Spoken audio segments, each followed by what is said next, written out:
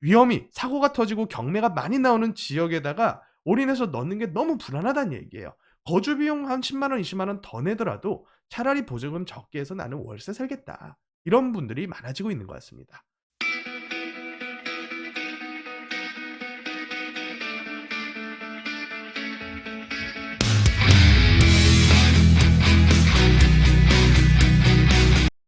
안녕하십니까. 부동산 해결사 솔로몬입니다. 2024년도 경제 정책 방향이 공개가 되었습니다. 그 내용을 함께 보시면서 오늘 분석을 진행을 해보겠습니다. 정부에서는 올해 부동산 시장에 대한 금융 변수는 안정화될 것을 좀 기대하고 있는 것 같아요.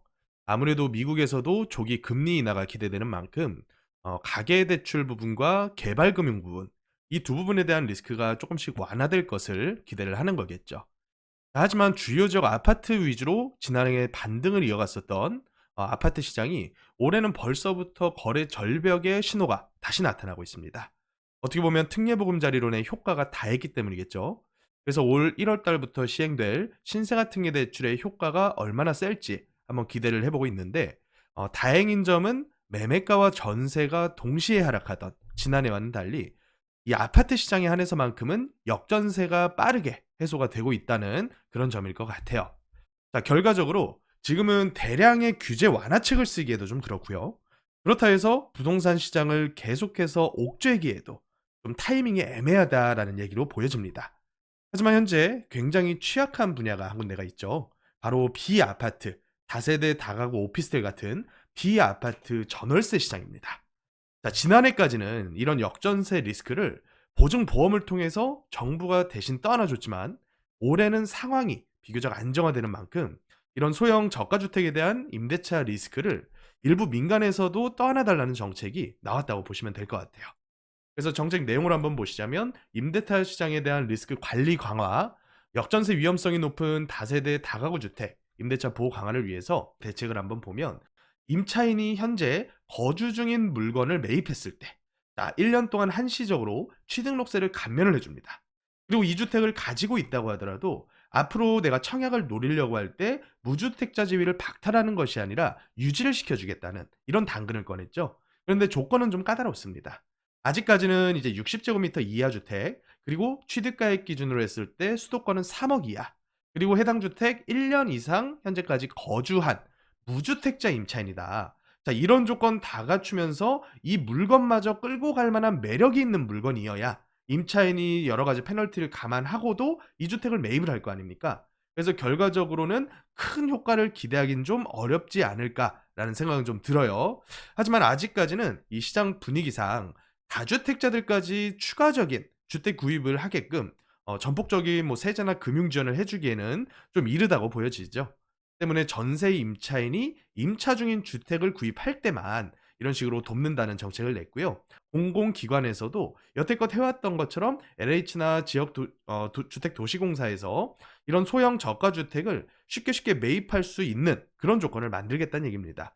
그래서 공공임대로 전환을 하는 그런 방식을 우선적으로 도입을 하고 있습니다. 자, 그리고 부실한 금융의 고리가 하나가 더 있습니다. TF죠. 유동성이 떨어지는 사업장들에 대해서는 일단 85조 원, 어마어마한 수준의 유동성 공급 프로그램을 조속히 집행하면서 일순간 말라버리는 유동성을 정부에서 어느 정도는 흐르게 만들어주겠다 얘기를 하고 있고요. 그럼에도 불구하고 옥석 가리기는 해야 된다. 그래서 정상화할 사업장들은 적시 유동성 공급을 하겠지만, 사업성이 있지만 일순간 뭐 유동성 어려움을 겪거나 혹은 분양성이 안 나오는 이런 사업장들 같은 경우에는 공공기관에서 매입해서 정상화하는 방향, 그래서 캠코와 민간이 공동 출자하는 정상화 펀드를 통해서 취득세 50% 감면까지 해 나가면서 민관과 공공이 함께 리스크를 분담하겠다라는 식의 정상화 대책을 펼치고 있습니다. 자, 물론 이제 당근이 얼마나 쥐어지냐에 따라서 이런 대응책들이 어느 정도 먹힐 수는 있겠지만, 거시 시장에서 예상치 못한 어떤 트리거가 발생을 하게 되면 지금 같은 미온적인 시장 부양책은 통하지 않을 확률이 더 높다고 보여집니다. 자, 어쨌든 올 한 해는 정부에서도 여러 군데에서 골문 상처를 터트리지 않고 어떻게 보면 항생제 같은 약품 주입해서 어떻게든 자연 치유가 되게끔 시간을 버는 그런 한 해가 될 것 같아요. 그래서 오늘 영상에서는 이런 환부 중의 하나로 여겨지고 있는 다세대 시장, 이 다세대 시장에 대한 전월세 가격을 한번 분석을 해볼 겁니다. 그래서 오늘 분석을 통해서 올 한 해 동안에 앞으로 더 큰 규제 완화책이 발표됐을 때 어떤 지역을 우선적으로 매수를 해야 되고 또 어떤 지역들을 피해야 되는지 한번 찾아보는 시간이 됐으면 합니다. 자, 주제로 다시 돌아와서요. 오늘의 주제는 이제 비아파트입니다. 비아파트. 비아파트라고 했을 때는 다세대 단독, 뭐 오피스텔 이 정도 상품을 꼽아볼 수가 있을 것 같은데 지금 이런 상품들이 문제가 굉장히 커지는 측면이 바로 전세, 역전세난에 대한 부분과 그리고 임차인들의 비용 증가 부분이라고 보여져요. 이 비용이라고 하는 것은 전세에 대한 대출 금리뿐만 아니라 최근 들어서 시장이 정상화되지 않은 모습을 보이니까 반전세라던가 월세 같은 더욱더 비싼 방향으로 이 임대차 가격이 흐르고 있단 말이에요. 그렇다 보면 이 주택수에서 제외시켜주는 주택 카운트에서 세제상으로 제외시켜주는 규제 완화책을 오랫동안 기대를 좀 해볼 수 있지 않을까 생각이 좀 들고요. 그렇게 됐을 때 잡아야 될 지역들을 오늘 한번 골라보면 좋을 것 같아요. 일단은 현장 분위기를 먼저 파악을 해보면 2022년도부터 본격적으로 이제 전세에 대한 사기 문제가 도드라지게 나타나기 시작을 합니다. 그 중에서도 이제 지역별로 봤을 때는 어디라고 할 것이 여러 지역들에서 발생은 했지만 아무래도 수요 기반이 약한 지역 위주로 해서 발생한 측면이 좀 큽니다. 그래서 서울에서는 항상 문제되는 지역들이 강서구라던가 양천구처럼 약간 이제 외곽에 속하는 지역들, 그리고 이제 경기도 지역들 중에서는 전월세가가 굉장히 좀 저렴하게 책정되는 인천이라든가 경기 외곽 지역들이 항상 문제가 됐었죠. 그래서 이런 전세 사기라고 하는 거는 어떻게 보면 악의적으로 세입자들의 돈을 갈취하는 이런 현상을 이제 일컫는데 사실은 이것을 모든 지역에 동일하게 규제책을 적용했다는 게 사실은 저는 큰 문제로 봅니다. 그래서 어떻게 보면 시장 균형 가격을 상당히 크게 저해를 시켰다고 보여져요. 그 문제가 뭐냐면 허그에서 전세 보증보험 가입 시에 공시가격 대비해서 126%까지만 가입을 시켜준다는 얘기죠. 요새 있잖아요. 대부분의 세입자들은 이 126%룰 안에서만 무조건 전세를 삽니다. 이걸 넘어가서 살게 됐을 때는 차라리 넘어가는 만큼을 월세로 지급하겠다. 이런 세입자가 거의 대부분이라고 보시면 될 것 같아요. 자, 그렇다 보니까 이제 효과가 둘로 나뉘어버리는 거죠. 시장 균형 가격이 공시가 대비 126% 언저리 정도에서 형성된 지역들이 있고 대부분의 지역들, 서울에서도 이제 서초, 강남, 송파 같은 굉장히 비싼 지역들, 그리고 외곽 지역들을 비교를 해봤을 때 시세 차이는 2배가 나도 공시가 차이는 30-40%밖에 안 나는 경우가 대부분이란 말이에요. 그렇다 보니까 균형 가격 그 밑에서 이제 가격 상한제를 썼다고 보시면 될 것 같아요. 자, 가격 상한제, 이거 미시경제학 잠깐이라도 배우신 분이면 이거에 대해서 나오는 부정적인 외부 효과 충분히 파악할 수 있겠죠. 자, 그래서 그 부정적인 외부 효과 중에 하나로 반전세가 가속화되고 있습니다. 그 반전세가 가속화되는 지역들의 특징은 일단은 선호 지역이라고 보시면 될 것 같아요. 반전세로 월세를 더 얹어 주더라도 이 지역에 나는 살고 싶다라고 하는 지역들이 되는데 그 지역들은 당연히 업무 중심지와 연계성이 좋은 역세권들이라고 보시면 될 것 같죠. 그리고 비선호 지역들, 이번에 전세 사기 터졌던 대부분의 지역들이 이제 비선호 지역에 속하는데 이런 비선호 지역들은 현재 전세 하락이 지속이 되면서 오히려 반전세 형태도 잘 안 들어갑니다. 전체를 그냥 저렴한 보증금 플러스 순수 월세로만 들어가겠다. 이런 세입자들이 굉장히 많이 늘어나고 있다고 보시면 될 것 같아요. 그래서 제가 차트를 한번 준비를 했는데요. 일단 지역별로 한번 전세 보증금 그리고 임차 형태에 대한 비중, 반전세가 얼마나 늘어나고 있는지 한번 볼 거고요. 또 한편으로 월세 가격은 얼마나 높아지고 있는지 이 부분을 지역별로 한번 보면 비교가 좀 될 것 같아요. 강남구, 서초구, 송파구 같은 지역부터 먼저 한번 보겠습니다. 자, 강남구라고 해서 전세가 하락을 피해 나가지는 못했습니다. 당연한 얘기겠죠. 제가 아까 말씀드렸다시피 전세보증보험 가입 룰이 정확하게 모든 지역에 똑같이 규정이 되다 보니까 강남구도 보증보험 가입 안 되는 대출은 거의 안 나온다고 보시면 될 것 같아요. 그래서 평균적으로 한 3억 5천대, 이제 전체를 평균 냈을 때 전용 면적이 대략적으로 한 44제곱미터 정도가 나오니까 이제 사이즈로 보면 한 좀 넓은 투룸 정도 사이즈라고 보시면 될 것 같아요. 그리고 연차는 한 19년 차 정도가 평균으로 나오는데 이런 평균적인 주택들의 전세가가 2022년도 전세 사기 터지기 전까지는 3억 중반대까지 형성이 됐었습니다. 근데 지금 어디로 수렴하고 있냐면 3억대로, 3억 초반대로 수렴을 하고 있어요.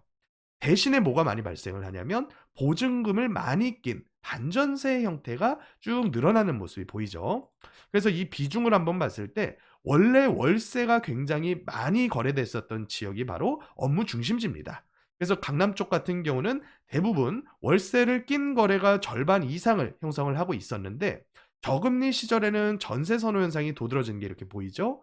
그러다가 최근에 전세 사기 터지고 나서부터는 이제 밑에 가장 밑에 보이는 보증금을 5천 이상 끼고 월세는 적게 내는 이런 반전세 형태가 쭉 고개를 들고 있는 모습이 보여요. 이런 모습이 상당히 도드라지는 지역들이 굉장히 많아요. 송파구 같은 지역도 그러거든요. 송파 같은 경우는 반전세뿐만 아니라 월세에 대한 비중도 같이 높아지는 모습을 좀 보입니다. 그래서 여태까지는 저금리 시절에 송파의 저밀도 지역들이 평균적으로 보증금을 한 2억 중후반대 정도를 내면서 살다가 여기 같은 경우에는 보증금이 그래도 지역성 대비해서 아주 비쌌던 동네는 아닙니다. 그래서 2억 중후반대 정도에서 조금 빠져서 수렴하는 모습을 좀 보이는데 이제 문제가 되는 모습은 여기에다 얹혀서 몇십만 원 정도의 반전세를 산다는 거죠. 그래서 이 시세를 무시하고서 내려 눌렀던 이런 전세들이 외부 효과로 인해서 월세를 더 내는 방향으로 지금 나아가고 있다. 그래서 지금 이제 월세 그리고 반전세에 대한 비중이 전체 거래의 60%를 넘어가고 있습니다. 송파 같은 경우에는 서초 같은 경우에는 약간 그 현상은 좀 약해요. 그렇지만 서초의 특징은 전세가가 쭉 빠진 이후에 최근 들어서 이렇게 다시 상승 추세로 접어들었어요.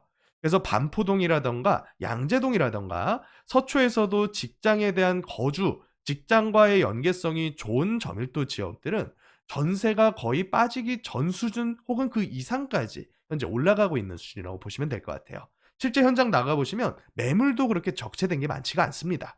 자, 그리고 반전세 비중도 일부 늘어나고는 있지만 그래도 전세에 대한 비중이 한 50%가량은 차지하고 있는 게 서초구다 보시면 되는데 이와 완전히 대비되는 지역들을 몇 군데 보면 좋을 것 같아요. 예를 들어서 강서구 같은 지역들, 강서구 같은 경우는 전세가가 반등하는 모습이 전혀 안 보이고 있죠. 이런 식으로 계속해서 하락을 하면서 전세 거래량이 계속해서 줄어드는 모습이 보입니다. 그래서 지금 전세 거래량은 가장 전세 거래량이 많았던 한 8천에서 800에서 1000건 정도 대비하면 한 3분의 1 정도밖에는 안 되는 거래량을 보인다. 대신에 이 지역도 월세와 반전세에 대한 거래량이 고개를 확 들고 있죠. 그래서 월세 거래량이 늘어나는 비중이 굉장히 크게 드러나는 것이 보이죠. 그래서 이런 지역들은 전세를 넣기에 내 보증 피 같은 돈을 위험이 사고가 터지고 경매가 많이 나오는 지역에다가 올인해서 넣는 게 너무 불안하다는 얘기예요. 거주 비용 한 10만 원, 20만 원 더 내더라도 차라리 보증금 적게 해서 나는 월세 살겠다. 이런 분들이 많아지고 있는 것 같습니다. 자, 구로구 같은 지역도 이런 특징이 똑같이 좀 도드라지는데 강서구보다는 그래도 전세 거래가 조금 현재 되고 있어요. 그래서 전세가 이제 바닥 정도 수준에서 한 1억 중후반대에서 이젠 2억을 향해서 약간씩은 올라가는 듯한 모습이 보입니다. 그래서 구로구 역시도 특징은 월세 거래에 대한 선호도가 굉장히 크죠. 과거 대비해서 과거에는 반전세 월세 다 합쳐도 한 20% 선밖에는 거래가 없었어요. 대부분 다 전세였단 말이에요. 원체 전세가 싼 동네니까. 하지만 요새는 전세가 아무리 싸도 전세 안 들어간다. 차라리 나는 비싸더라도 월세 내겠다. 그래서 50% 가까이까지 반전세와 월세 거래 비중이 높아지고 있는 상황이다. 생각하시면 될 것 같아요. 자, 이런 지역들과 대비했을 때 별로 움직임이 없는 동네도 사실은 있습니다. 예를 들어서 뭐 성북구라던가 아니면 동작구라던가 이런 지역 같은 경우는 물론 일순간 전세에 대한 충격은 조금 받았어요. 그렇지만 금방 회복을 합니다. 이 거래량 누적되는 것 좀 보세요. 그래서 이런 지역들은 사고가 안 터졌던 지역들이고 또 원체 전세에 대한 거래와 월세에 대한 거래 비중이 어느 정도 혼재가 돼 있었던 지역인데 여기다가 최근의 특징은 이 동네 역시도 반전세에 대한 비중이 이런 식으로 고개를 드는 모습을 보인다. 그리고 이제 마포구 같은 지역도 이제 동작구와 비슷한데 마포구도 비슷하죠. 전세 거래 꾸준하게 쌓입니다. 그리고 조금 빠졌다가 다시 바닥 찍고 이렇게 올라가는 모습 보이고요. 그와 대비해서 반전세는 약간씩 늘어나는 모습. 정리를 해보자면 제가 아까 말씀드렸던 선호 지역들, 강남구, 서초구, 송파구 같은 비싼 동네들 중에서 업무지구 접근성 좋은 지역들은 시세와 현재에 받을 수 있는 보증금 사이에 그 갭 차이가 원체 심하다 보니까 이런 식으로 상한제에 걸려버린 나머지 금액만큼은 반전세, 월세를 내는 형태로 가속화되고 있다. 그렇지만 비선호 지역들 같은 경우는 오히려 보증금을 적게 내면 적게 낼수록 현재는 임차인이 잘 맞춰지는 상황입니다. 아무래도 경매도 많이 나와 있고요. 또 매매 물건도 엄청나게 쌓여 있고 거기다가 언론에서 매일매일 겁을 주는 지역들이다 보니까 아무래도 저였어도 전세 쉽게 들어가진 못할 것 같아요. 그래서 비선호 지역 중에서 사고 터진 동네들, 이런 동네들은 전세 하락이 지금 끝을 모르고 지속하는 가운데 월세만 거래가 되는 성향이 좀 있다. 그래서 월세 가격이 상당히 크게 올라가고 있는 모습들이 여러 지역들에서 보입니다. 이제 월세 거래 수준인데 월세 같은 경우도 현재 그냥 거래된 월세와 보증금을 이제 표준화시켜서 1,000만 원으로 표준화시켰을 때 그리고 보증금을 3,000만 원으로 표준화시켰을 때 비교를 한번 해보면 지금 표준화시킨 월세 수준이 보증금을 3,000 냈을 때는 80만 원에 가까워지고 있고요. 1,000만 원을 냈을 때는 90만 원에 가까워지고 있습니다. 이 지역이 어느 지역이냐면 마포구거든요. 사이즈는 전용 38제곱미터니까 약간 넓은 투룸 정도 사이즈라고 보시면 될 것 같아요. 자, 강남권 지역 월세 수준도 한번 보면 강남권은 원체 월세가 비쌌던 지역이죠. 그래서 다른 지역에 이미 2배 이상의 월세를 형성을 하고 있었는데 이걸 이제 보증금을 표준화하다 보니까 전부 다 100만 원을 넘어가 버렸습니다. 전용 44제곱미터짜리의 월세가 한 100에서 120을 넘어 130 수준까지.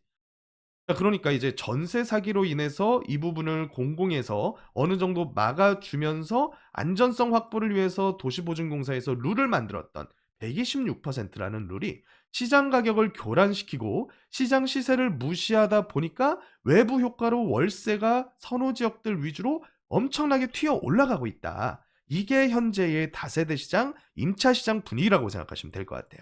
그래서 제가 순위를 한번 보여드리면 순위도 이제 지역별로 편차가 좀 커요. 일단 전세 하락 지역 탑5를 꼽아봤습니다. 강서구 굉장히 컸고요. 구로, 양천, 금천 이 지역들이 전부 다 서울 서남부 지역들이죠. 그래서 전세 사기가 이어졌었던 지역들이 아무래도 전세가 하락도 크고 또 월세 선호 현상이 높다 보니까 함께 월세 상승도 큰 지역으로 순위 매김을 했고요. 그와 대비해서 전체 거래 중에서 월세 비중이 높은 거래량 대비 비중이 높은 지역은 아무래도 업무 연계성이 좋은 지역들일 수밖에 없습니다. 그래서 강남구 굉장히 높았고요. 송파구 높았고요. 또 영등포 같은 경우에도 여의도와의 연계성이 가장 좋은 지역이다 보니까 이 지역 역시도 월세 비중이 상당히 큰 지역이다. 또 반전세 같은 경우에도 강동구라던가 광진, 송파, 영등포 이런 식의 업무 중심지와의 접근성 좋은 동네들은 월세 혹은 반전세 형태의 비중이 높아지고 있다. 그래서 앞으로 우리가 예상을 해보건대 업무 중심지의 주 거주 형태는 앞으로 선진국형으로 조금씩 나아갈 것 같다. 선진국형 간다 그래서 어감은 좋지만 이게 무조건 좋은 현상은 아니에요.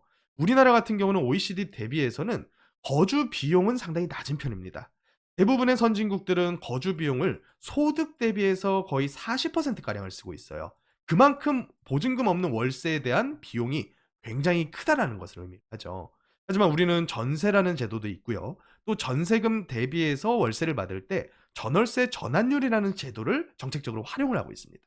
그렇다 보니까 거주 비용이 소득 대비해서 여태까지는 20%에서 많아봤자 한 25% 선에서 머물고 있었는데 이런 식의 월세 반전세 선호 현상이 점점 더 심해질수록 제가 봤을 때는 소득의 30%가량을 월세로 쓰게 되는 선진국형 시장으로 계속해서 나아갈 가능성이 크다.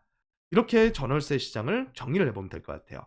자, 그러면 올 한 해 동안에 다주택자 규제가 어떤 식으로 완화될까? 금융 부분과 세제 부분을 나눠서 한번 예상을 해보면 좋을 것 같아요. 자, 우선적으로 모양새 좋게 규제는 풀립니다. 다주택자부터 집 사게끔 규제를 완화해 주는 경우는 없어요. 언제나 실수요자 내 집 마련 대책으로서 금융과 세제를 먼저 풀게 되는데 작년에 특례보금자리론 풀었죠. 그리고 올해 신생아 특례 대출 풉니다. 세제적으로는요. 여태까지 양도세 1가구 1주택자 규제 지역은 전부 다 2년 거주 요건이 있었는데요. 이제 강남권 용산 제외하고 규제 지역 풀렸죠. 그래서 2년 거주 요건 없습니다. 2년 보유 요건만 가지고도 비과세 받을 수 있어요. 자, 그리고 대출을 열어주는 게 아니라 증여를 열어줬습니다. 대출도 물론 엄청나게 열어줬죠. 이런 식으로. 그래서 증여를 받아서 여태까지는 10년 동안 5천만 원까지 증여했는데 추가적으로 결혼하거나 출산할 때 1억까지도 증여 가능하다. 비과세로. 그래서 여기에다가 플러스 이런 식의 대출 이용해가지고 내 집 마련해라. 라는 식의 규제를 풀었어요. 자, 오랫동안에 풀고 있는 현재 규제 완화책 2주택자에 대한 규제 하나 풀고 있습니다. 보증금 반환 대출 부분 현재 DSR이라던가 LTV 많이 완화시켜주고 있고요. 신규 주택 구입용도 작년 초까지는 내 집 마련 목적의 주담대만 나왔다면 이제부터 2주택자 신규 주택 구입용으로도 DSR 상한선 안까지는 허용을 해줍니다. 그리고 2주택자 세제안도 일시적 1가구 2주택 비과세 기간 늘려줬고요. 그리고 2주택자라고 하더라도 취득세, 여태까지는 취득세 중과됐었죠. 중과가 굉장히 큰 폭으로 됐었습니다. 그렇지만 이거를 2주택자까지는 일반세율 적용을 해주겠다. 물론 국회 본회의 통과를 못해서 아직 계류 중이긴 해요. 자, 그런데 지금 같은 시기에 비주택 위주의 전월세 시장이 흔들리는 모습이 계속 이어진다. 그러면 제가 봤을 때는 비아파트 대상으로는 주택수 관계없이 대출 규제 완화건 세제 완화건 풀릴 것으로 봅니다. 그런데 이것도 순서가 있다고 보여져요. 지금 약한 고리 두 군데를 뽑자면 비아파트 임대차 시장 그리고 개발금융시장 이 두 가지인데 개발금융시장에 대한 리스크를 막기 위해서는 과거 2012년도에 했었던 것처럼 총력을 기울인 미분양 해소책 규제 완화 펼쳐질 겁니다. 그래서 취득세 면제, 양도세 면제 이런 부분이 이제 미분양 대책으로 쏟아질 확률이 좀 커지고 있고요. 또 한편으로 공공에서 모든 다세대 다가구를 다 매입할 수 없어요. 예산이 한정돼 있기 때문에 굉장히 소량, 전체 쏟아지는 매물에 1%라도 매입을 해줄 수가 있을까? 제가 봤을 때는 1%도 못 해줘요. 그러면 나머지 거래 활성화 대책을 펼치기 위해서는 어쨌든지 간에 민간에서 이 물건들 소화를 시켜줘야 됩니다. 그래서 새를 끼고 있는 다세대 단독 오피스텔 매물들 민간 시장에서 소화를 해주기 위해서는 일정 당근을 쥐어줘야 돼요. 자, 그래서 이 당근으로 예상되는 부분이 뭐냐면 매입 임대 사업자. 여태까지 매입 임대 사업자 2015년 6년까지는 활성화 대책 펼치다가 2017년 8.2 대책 때부터 쪼이기 시작을 했고요. 2018년 9.13 대책 혜택 다 없애버렸죠. 마지막으로 2019년 12, 16 대책 한 3년에 걸쳐서 주택임대사업자 등록하지 말아라는 대책을 펼쳤어요. 하지만 2024년도부터는 다시 매입임대사업자와 플러스 미분양 대책 해소용의 건설임대사업자 혜택 늘어날 것으로 보고 있습니다. 자, 그래서 이런 식의 규제 완화책이 기대되는 것이 올 한 해인 만큼 올 한 해 동안에는 우리가 제가 계속 말씀드리는 거 매수할 만한 지역들 리스트업 해놔야 된다라고 제가 말씀드렸죠. 피해야 될 지역부터 설명드릴게요. 다세대들 중에서 현재도 전세 기피 지역이어서 전세 세입자 잘 안 구해지는 동네들 제가 아까 보여드렸습니다. 이런 지역들은 올 한 해 동안에도 역전세가 더 심해지지 않을까 생각이 좀 들어요. 어쨌든 전세 사기가 펼쳐졌었던 시기가 본격적으로 뉴스에 드러난 게 2022년부터란 말이에요. 근데 이거 아직도 해결 안 되고 있어요. 그러면 21년에서 22년 사이에 전세 신규 계약하신 분들 23년에서 24년까지 문제가 될 거 당연한 얘기 아니겠어요? 2년 계약이니까. 자, 그러면 이런 분들 다음 세입자 구한다고 또 전세 시장에 나올 거고요. 그거 전세 안 구해져요. 지금 분위기면. 그래서 전세 기피 지역들 싸다 그래서 접근해 가지고는 갭 투자 금액은 계속 늘어날 수밖에 없겠다. 그래서 이런 지역들 접근하실 분들은 그래도 현금 좀 괜찮게 가지고 계신 분 중에서 아무래도 기피 지역이니만큼 이런 지역들은 이미 후보지 선정된 지역을 노리시는 게 맞겠다. 그리고 후보지 선정됐다 그래서 전부 끝까지 가는 거 아니죠. 적어도 조합 설립 인가를 앞둔 정도까지는 온 구역을 선택하는 게 리스크를 줄일 수가 있겠다. 그보다 더 좋은 지역들, 선호 지역들은 일단 시세를 무시한 일괄 전세가 상한제가 현재 시행되는 중이다. 감안하셔야 되겠고요. 그걸 감안한 전세를 세팅을 해야 됩니다. 과거에 이 지역이 2억 7천, 2억 8천 나갔어요. 그거에 맞춰가지고 현재 전세 안 나갑니다. 보증보험 가입 룰에 따라서 전세 시세가 새롭게 쓰여지고 있기 때문에 이걸 감안해서 내 갭 투자 비용 현금으로 보유한 상태로 선호 지역들은 접근하시는 게 맞겠다. 그렇지만 이런 부분들이 전부 다 뭘 일컫냐면요. 양극화예요, 양극화. 어차피 지금 이런 혼란스러운 상황들 과거에도 있었습니다. 과거에도 있었지만 결과적으로 돌고 돌고 돌았을 때 한 10년에서 20년이라는 장기적인 기간으로 보면 이런 기간에 계속해서 월세 갖다 주고 또 전세금 올려주고 투자 안 하시고 무주택 지위 유지하면서 청약 노리셨던 분들 지금 부자 되신 분이 있습니까? 없단 말이에요. 자, 그래서 이런 리스크가 왔을 때는 무주택자 분들은 오히려 더 기회로 보셔야 돼요. 오히려 더 기회로 보시면서 현금을 일부 손에 쥐면서 올 한 해 동안 계속 기회 염탐해야 되고요. 그 염탐하기 위해서 제가 가능성을 서울에서는 정비 사업 예정 지역들, 경기도 지역에서는 바닥에서 반등 한 개도 못 하고 지하실로 내려가고 있는 지역들이 또 있어요. 그 이외에도 이제 작은 금액으로 할 수 있는 재건축 단지 내 상가 투자, 이런 식의 투자 기회가 올 한 해는 규제 완화로 인해서 비용을 더 줄여주는 한 해가 될 것이라고 보여집니다. 그래서 비주택 규제가 완화됐을 때에는 제가 봤을 때 제가 봤을 때 거주 중인 아파트가 있으신 분이라면 서울에 있는 다세대들 눈여겨보시면 상당히 좋으실 거다. 그래서 임대사업자에 대한 혜택 늘려줄 것이 자명하다라고 보여지고요. 임대사업자에 대한 혜택을 단순히 다주택자 무조건 돈 벌게 해준다라고 착각하시면 안 돼요.